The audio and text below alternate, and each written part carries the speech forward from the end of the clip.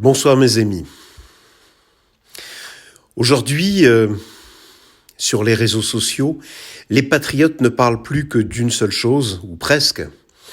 C'est de ce soi-disant humoriste travaillant à France Grève, France Inter, ou France Gaucho Insoumise Radio, enfin la radio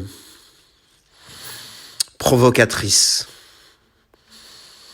Et on nous parle d'une chanson d'un pseudo-humoriste qui a chanté « Jésus était pédé, il fallait je dirais pas le mot parce que Facebook qui me censure sans arrêt me censurerait rien que pour l'avoir dit. » Et je vois beaucoup de réactions.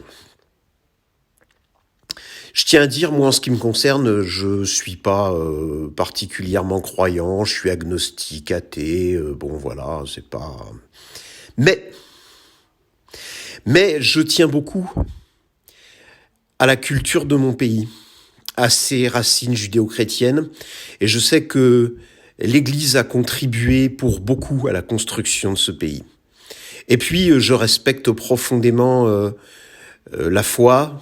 De très nombreux patriotes sont très croyants. J'ai beaucoup de respect pour ça. Et j'aime qu'on respecte un peu la chrétienté et ce qui fait nos racines, ce qui fait notre histoire. Et ce qui fait la foi de beaucoup d'entre nous. Maintenant, il y a un problème que personne n'a vu. Parce que tout le monde proteste. Tout le monde dit c'est scandaleux, c'est ignoble. Oui, bien entendu. Mais réfléchissez. Il a dit ça de Jésus. Bien évidemment, il n'a pas dit ça du chamelier buveur de pisse de chameau. Vous voyez ce que je veux dire? Vous voyez de qui je parle? Non, là, il n'a rien dit là-dessus. Pourquoi, à votre avis? Parce que personne ne l'a vu. C'est un piège. Pourquoi c'est un piège?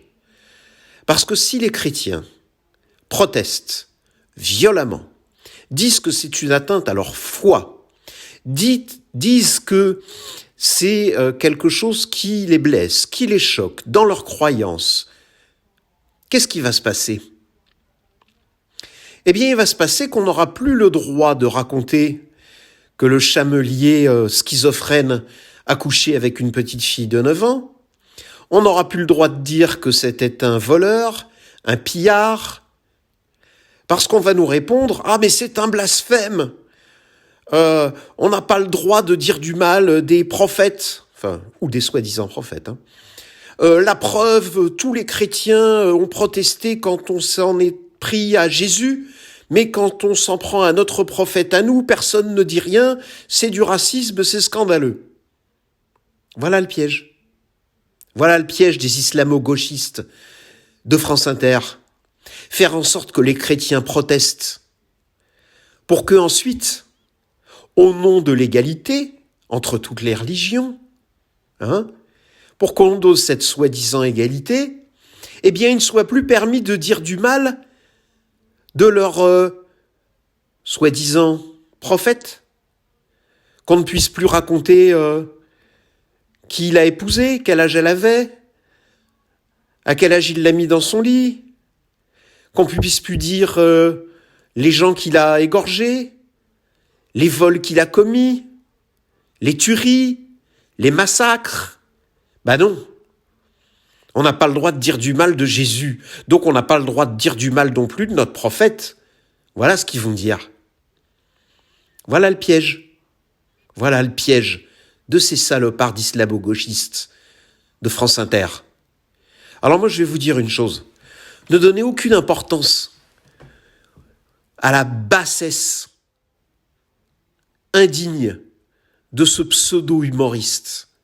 Par contre, je vous recommande, à vous tous, d'écrire au médiateur de France Inter, et puis de protester, et même, pourquoi pas, de porter plainte. Parce que le plus grave dans tout ça, c'est que depuis des années, nous payons avec nos impôts France Inter. qui est une radio tellement politiquement marquée que même ça les fait rire. Avec vos impôts, la radio de soi-disant service public, qui n'est pas du tout au service du public, qui n'a aucune neutralité. Le véritable scandale, la véritable ignominie, elle est là. Pas la chanson débile de ce crétin. Je pense que les chrétiens sont au-dessus de ça et qu'ils regarderont de haut ces basses insultes minables. Voilà. Mais ne tombez pas dans le piège, parce que je vous le répète et je vous ai expliqué quel était ce piège. C'est un piège des islamo-gauchistes. Bonsoir mes amis. À bientôt.